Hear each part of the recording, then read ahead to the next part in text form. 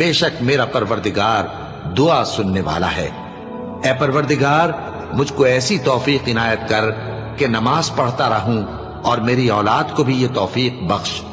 ए परवरदिगार, मेरी दुआ कबूल फरमा। ए परवरदिगार, हिसाब किताब के दिन मेरी और मेरे माँ बाप की और मोमिनों की मगफिरत कीजिए।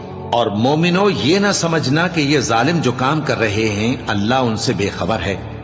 वो इनको उस दिन तक मोहलत दे रहा है जबकि दहशत के सबब आंखें फटी की फटी रह जाएंगी और लोग सर उठाए हुए मैदान क़यामत की तरफ दौड़ रहे होंगे।